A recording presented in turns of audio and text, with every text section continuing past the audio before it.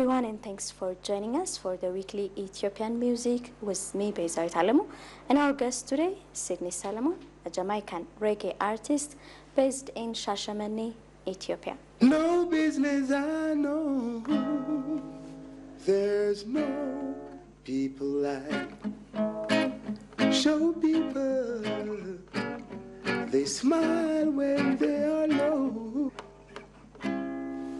Tonight's student and greetings. My name is Sydney Solomon, all the way from Shashamane, Ethiopia, and right now I'm in the studios of Ethiopian music with the sweet Bezawit. Blessed love.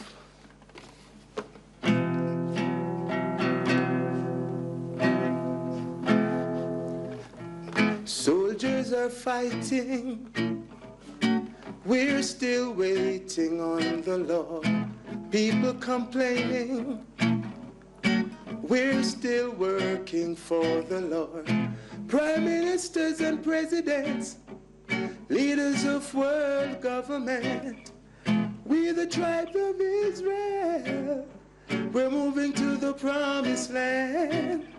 When I look to the east, I see people fighting for peace. When I look to the west, I see people just giving their best. When I look to the north, I still see some people being bought. When I look to the south, some people keep talking and don't know what they're talking about, no. So why they be complaining? We'll be playing for the Lord while they be fighting. We'll be working for the Lord. We'll be working for the Lord, oh yes. Whoa, oh, oh, yeah.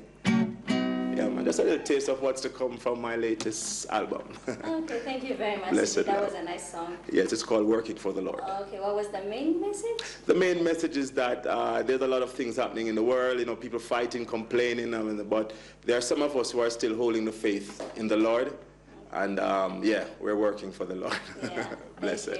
Thank you very much. So Yeah, when and how did you start music? Well, first of all, I was born in Kingston, Jamaica, where I was introduced to music at a very young age, at the tender age of 9, I would say. At that time, the musical director of Jamaica was a gentleman by the name of Jeffrey Shields, who was a choir master. And he would go around to the various schools in Kingston, Jamaica, and test to see who are the ones with the voices who could sing. So they came to my school, and I was selected as one of the singers. From then on, he liked my voice, and he gave me basic music training from age 9. From then on in Jamaica, I did concerts around my high school time and diverse high schools and barbecues and festivals that was done in Jamaica. But I was taken away from it by my mom because she did not see me becoming a singer. She wanted me to become like somebody big, a doctor or something like that. So I was taken out of Jamaica to New York. And I was educated in New York, but the music was still in me, so I snuck behind her back and still went to school for voice. And I did guitar and voice. And since then in New York City, after learning guitar and studying my voice, I became a member of the 12 Tribes of Israel. It's a Rastafarian organization, and they have a music program which helps me to develop some more. Then I became a member of a reggae band. We joined another band called Soul Jazz, Souljahs. We were young then and we were zealous. We figured we were soldiers playing music for Jah, so we called ourselves Soulja. And so I've been in the music business now, I would say 13 years, okay. Singing professionally and amateur. Okay. So when did you come to Ethiopia and how did you decide to move in here? Okay, so nice questions. Yeah, Ethiopia now, being a Rastafarian and living in New York City, I was introduced to Ethiopia first on a spiritual level because of the Rastafarian, you know, you have to read the Bible and study your history and stuff. So in reading our Bibles, we saw that Ethiopia was mentioned so many times. So thus the interest in Ethiopia developed, and then His Majesty Emperor Selassie I, being a king from Ethiopia, black king, you know, speaking of Christ, speaking of Jesus Christ and the exemplary life of Jesus Christ. And I was pulled to that. So after being in the faith for about 7 years, I decided it was time that I should see Ethiopia for the first time. So in 2001, I came for the first time to Ethiopia. And when I came, I fell in love instantly because it reminded me of Jamaica. And I spent some time here performing for the 12th Tribe of Israel Rastafarian organization, which is in Shashamane. And then I spent the whole month of July. I spent the whole month of August, and I went back to England to do a show. On my way from England back to New York, as you remember, the World Trade Center, the plane crashed in the World Trade Center, and I felt sad about that, and I began to read my Bible, and I saw where it said Babylon was falling. So because I was coming from Ethiopia, I fell asleep and I woke up back with this song, Babylon is falling, Ethiopia is calling. So I went back to New York, not recording, but developed the song some more. And then I decided, well, it was time for me to leave New York now, because the place where the planes was crashed in, I used to work there, you know. So after seeing all of this, I said, you know, it's time for me to move now. So I decided to come to Ethiopia. After coming to Ethiopia, I recorded the song Babylon is Falling, Ethiopia is Calling in 2002. I came back 1 year after I left 2001, I came 2002. And I recorded the song with a great saxophonist by the name of Yared. Okay. Yared, I don't remember his last name. Sorry, Yared. But I respect him very much. He has a studio in Medanalem, and he invited us to come in to record it there. And he even played the saxophone on the song. And Gru Mesmour, a great guitarist from Addis Ababa, here joined me. And Sedenia, Jean Marcos, and she joined us. And the song became a hit. Okay. And the song took off. The Ethiopians loved it. East Africa loved it. And it's still popular today. So that's how my music started here in Ethiopia. Okay, can we hear a little bit of the song? Yeah, Babylon is Falling. Wow. Babylon symbolizes confusion. Confusion of religion, confusion of politics. It's a world system, you know, that oppresses. So we, the Rastafarians, dedicate this one to the world.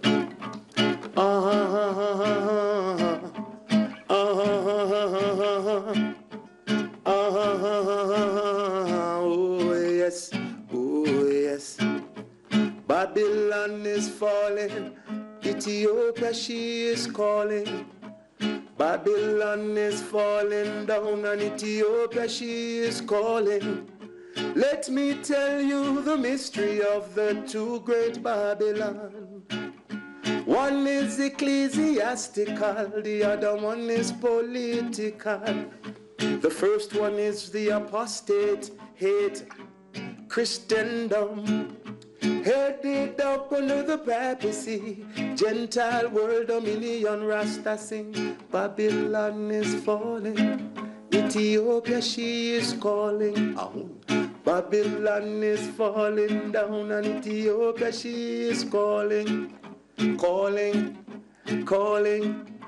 Ethiopia is calling, warning, warning. Babylon is falling, Ethiopia, Addis Ababa. And there's, you know. Okay, thank you very much. You're welcome very much. Yes. A lot of Ethiopians know this song, and it's one of the most requested songs that I have. Yeah. So you're living in Shashamane? Yes, I live in Shashamane. I like to say I live in Ethiopia, because sometimes I find myself in Shashamane. I live there, actually. I'm settled there, but then I also find myself most of the time in Addis or in Nazareth, depending on how the works carry me, you know. Yeah. So how's life over there, especially with the big community of the Rastafarians in Shashamane? Shashamane, yes, it's beautiful, you know. It's cosmopolitan, you would say. We have people from all over the world living in Shashamane, especially after the Rastafarian community. We have Japanese Rasta, we have Italian Rasta, we have Jamaican Rasta, Trinidadian Rasta, so many varieties of Rastafarians all living together to do the works of developing Shashamane and play our part in the full development of Ethiopia, for that matter. You know. So you speak Amharic? Tinish chishilala. What other Ethiopian language do you speak? Tinish orominya akam fire naga jerta in there's shashamani oroma bota. Seriously, you have to know at least this, you know. I know. Amaringa bidem baichulim again chichilala. I understand, you know. I can hear it, you know, and I love the Ethiopian language and culture, so it's cool. Okay, so you listen to other Ethiopian songs? Who's Yes. your favorite artist? Well, my favorite artist, Ethiopian artist, and I know a lot of people is going to think I'm going to say Teddy. Oh, Teddy. Teddy is one of my favorite artists. Okay. My number one Ethiopian artist is Mahmoud. Ahmed. I love Mahmoud. I think he represents what Ethiopia is all about. You know, I've been learning about him, and he has held himself to the culture of Ethiopia, promoting, Tizita. I love the way he sings Tizita. I love the way he sings even Bati. I love the way he sings Grogena. He's for a big man. He's a big man, and he's like still within a youth. He has a youthful spirit inside, you know. So I really appreciate him as an artist. I've been listening to him before I came to Ethiopia as well too. So Muhammad Ahmed is. Plus, he's born on my birthday, so maybe that's why. Okay. I love him very much. Yeah. Yeah, okay. So what do you say, any comments for Ethiopian music to go international? What? Yeah, well, I love your questions because it's very interesting. The Ethiopian music, it has the potential to go far, but I think, and it has gone far. And I say big respect to Mohammed Ahmed again, who has taken it international. He was awarded the European Music Award Festival some time ago, recently. And even Astaire has done great work in promoting the music international. I would like to seeing that Ethiopians and Jamaicans have this connection, this blood brother connection. I would like to see more collaborations, you know. I did a couple of collaborations with people like Sahaye Johannes, you know, Sakling. Yeah. I featured on that track. Sam Vode, a youngster, I worked with writing him some lyrics, and he took it far, he went well. But I'd like to see, you know, the reggae has a format in which it falls. It's re is the Latin word for king. So reggae music is the music to the king. That's what it represents. It's a voice of the people, you know. So whatever the struggles the people are going through, reggae music will be that medium by which it is expressed artistically, so people can hear and we can address our problems. Well, the Tizita, the Bati, and the Anchoye, and all these scales are musical scales, on which the Ethiopian's music is built on. The reggae has a format in which it's in the beat, the drum beat, and the feel. So if we take the Tizita and the Bati scales and we influence the reggae within the beat of the reggae, I think we'll catch the international market more. And also if the language is mixed, like if we do collaboration, then we have, and if you like me and Sedenia, which she did Newton Lalage in Amharic, which means come, Babylon is falling, and I'm singing it in English. And that's why that has been so powerful on an international level, because people are hearing, the Ethiopians abroad are hearing the calling, and and my brothers and sisters of the English, the West, is hearing the calling too. So I think that will be we have to work together, you know. We have to become one. So the culture, we have to learn each other's culture, the music, and it has to become one. And then we can reach out and make more impact on a level like where Bob Marley took reggae music, you know. So that's what, personally, I myself, I'm working for. I'm not just Ethiopian scales, but I want to use the East African scales first, incorporate them in the reggae feel and the reggae vibe, and find the right message that, you know, my brothers and sisters will love. So I'd like to encourage the other artists, the younger artists who are coming up in their especially reggae music in Ethiopia, to try to incorporate more drum and bass, Jamaican drum and bass. A Jamaican drum and bass with the Ethiopian scale, nice ingredient for something new. Okay. Yeah, man. Okay, so what can you tell us about the Reggae Rift Valley Festival? Ah, Yeah. wow, you did your research, eh? Well, Reggae in the Rift Valley is a festival. It's a tour which tours Ethiopia, starts from Shashamane. I mean, tours Ethiopia, starts from Addis, tours Ethiopia, eventually the whole of East Africa, and ends up back in Shashamane in December. Why reggae in the Rift Valley? Reggae in the Rift Valley is a necessary festival because, you see, living in Shashamane, we have to play our part in the development. And what the Rastafarians, one of the main things that the Rastafarians have and have offered and has done in Jamaica was through the music, created an attention, a tourist attraction. So there should be no difference here. Reggae music is now here because we're here. The Jamaican reggae artists and musicians are now here. So we try to use this. We're trying to use this festival to attract the tourist first, who in the December time it's cold, so they want somewhere to enjoy themselves. So why not have a reggae festival in Ethiopia? Ethiopia and Jamaica has a strong connection. Jamaica had the Reggae Sunsplash Festival, which made put Jamaica on an international level. You know, Jamaica economy, most of right now Jamaica economy is based on tourism, in which reggae music plays the most important part, and the festivals. The Summer Jam Festival, Sunsplash, there's so many festivals that people come to Jamaica for now. So this Reggae in the Rift Valley is first to attract our brothers and sisters abroad, especially in Europe, to come and join us to see a proper reggae show, reggae festival. Also, it gives an opportunity for the locals, the local brothers and sisters, Ethiopians and Rastafarians alike, to do some business, you know, to exposure, international exposure of their arts, their crafts, their music, you know, their food, you know, their Roma culture gets exposed, you know. So this festival will help Shashamane, will help the tourist scheme of Ethiopia, will help the vendors, the people who are in business. It will, the business community. It will also help the hotels that are around the Shashamane areas, is bringing the reggae music family together and eventually bringing them back to Ethiopia, Shashamane. I have to make mention of the Warriors of the East, a Tanzanian group, which traveled by road last year to come to Shashamane to participate in this festival.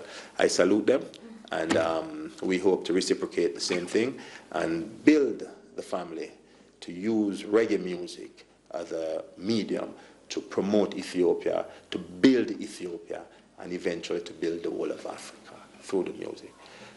Africa development through the love of reggae music. Selassie. Well, I mean, I don't like talking. I like singing, you know. There's a song that from the next album that's due to come out. Okay. Though many nations may criticize, Ethiopia has never been colonized. Some seem surprised when they arrive to see the natural beauty and the sunshine. Yeah. In Ethiopia, we've got so many different styles. In Ethiopia, we've got so many different tribes. Oromo, Amhara, Wolaita, no, Rasta. Yes, Fikarachin and Netachin, Emnetachin.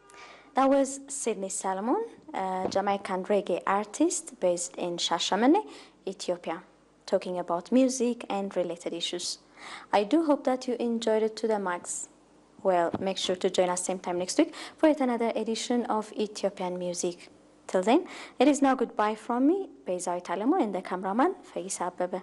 And last but not least, many thanks goes to Le Tam Tam African Club for their kind cooperation during the recordings of the interview. Goodbye. Ethiopia has never been colonized. Some seem surprised when they arrive to see the natural beauty and the sunshine. Yeah. In Ethiopia, we've got so many different styles. In Ethiopia, we've got so many different tribes. Oromo, Amhara, Wolaita, no, Rasta, yes, Fikarachin, Andinetachin, Emnetachin, Hailachin.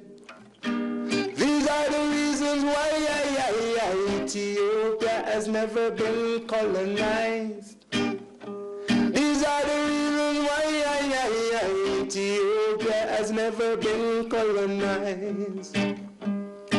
Fight, Ethiopians, fight. Cry, Ethiopians, cry. Die, Ethiopians, die. Still they never been colonized. Le netanet, me mut keberno, le andinet, me kum keberno, ye hulachin me much. No, never been colonized. Rasmuligeta. From the Battle of Adwa, Rasalura, the Muslim warrior, Raskasa, Rasabeba, Ethiopian Jegna. So many nations can criticize, but Ethiopia will never be colonized. Some seem surprised when they arrive to see the natural beauty and the sunshine. Yeah. In Ethiopia, we've got so many different styles. In Ethiopia, Rastafari centralize and organize. Selassie.